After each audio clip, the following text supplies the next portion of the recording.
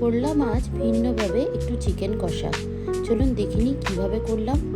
প্রথমেই নিয়ে নিলাম 2-3টে আলু, নিয়ে কেটে তাকে ধুয়ে তাকে ভালো করে তেল গরম করে তাতে ভেজে নিলাম। এখানে দেখতেই পাচ্ছেন তেলগুলো গরম হয়ে গেছে। তেলটা গরম করেই কিন্তু দেবেন, না তো তেলের গন্ধ ছাড়বে। তারপরে সেই সেম তেলেতেই মাংসর পিসগুলোকে দিয়ে দিলাম, দিয়ে একটু ভেজে নিলাম। অল্প ভাজবো, একদম আঁচটা কিন্তু এখন ধিমে আছে।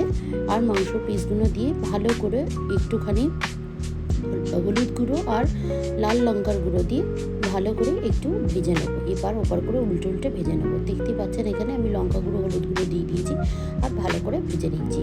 এই সময় আমি পেঁয়াজ, 2টো বড় বড় সাইজের পেঁয়াজ কুচি করে নিয়ে ওপর দিয়ে দিলাম। আচ্ছা, এই আপনারা ভাববেন না কিন্তু যে পেঁয়াজটা কাঁচা থেকে যাবে, কষতে কষতেই কিন্তু পেঁয়াজটা পুরো গলে যাবে।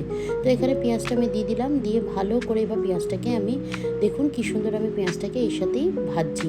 একদম আঁচ কিন্তু একদম কমে। আর দেখুন পেঁয়াজগুলো এখনও কিন্তু গোটা গোটা, কিন্তু ধীরে ধীরে ওটা পুরো গলে যাবে।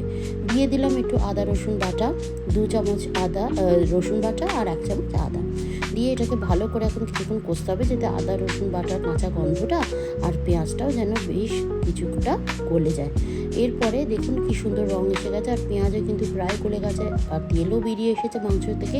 এর সময় আমি একটা মিক্সচার বানিয়েছি, সেটা হচ্ছে জিরে গুঁড়ো, ধনে গুঁড়ো আর গরম মশলা আর একটুখানি আপনার গোলমরিচ গুঁড়ো দিয়ে এটা জল দিয়ে গুলে দিয়ে দিলাম, দিয়ে ভালো করে ওটাকে মিক্স করে নিলাম। এরপরে দিলাম একটু টমেটো কুচি, একটা বড় গোটা টমেটো দিয়ে ওটাকে ভালো করে নেড়ে এইবার এটাকে ভালো করে কষতে হবে। মনে রাখবেন মশলাগুলো যেগুলো আছে সেগুলো কিন্তু একটু কষে যাওয়ার গন্ধটা চলে যাওয়ার পরই কিন্তু আমি টমেটোটা দিতে হবে। তাই টমেটোটা দিয়ে একটু ভালো করে দেওয়ার পর কষে নিয়ে যখন দেখলাম টমেটোটা বেশ গলে গেছে, দিয়ে দিলাম আলুগুলো যেগুলো ভেজে রেখেছিলাম। আলুগুলো ভেজে দেওয়ার পর এবার এগুলো আবার মাংসের সাথে ভালো করে কষাতে হবে। আচ্ছা, দিয়ে দিয়েছিলাম আর একটু গরম মশলা, আর দিয়েছিলাম 3-4টে মতো কাঁচা লঙ্কা, গোটা কাঁচা লঙ্কা চিড়ে দিলাম, একটুখানি চিনি যাতে টেস্টটা যেন ব্যালেন্স হয়।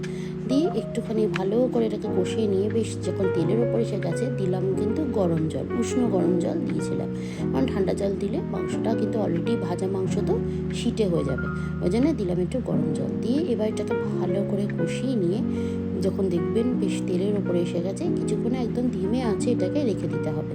ধিমে আঁচে রেখে ভালো করে দেখুন কি সুন্দর বয়েল এসে গেছে। এবার আমার শাশুড়ি মা না একটু ঝোল পছন্দ করে, তাই বলে ওনার জন্য এই সময়তেই যখন মাংসটা বেশ সেদ্ধ হয়ে গেছে, ওনার জন্য ঝোলের মতন আমি তুলে রেখেছিলাম। তারপরে এই যে দেখুন কি সুন্দর এখানে রঙটা এসে গেছে চিকেনটার। আপনারা নিশ্চয়ই এইভাবে ট্রাই করবেন আর আমাকে জানাবেন। ভালো থাকবেন, বাই।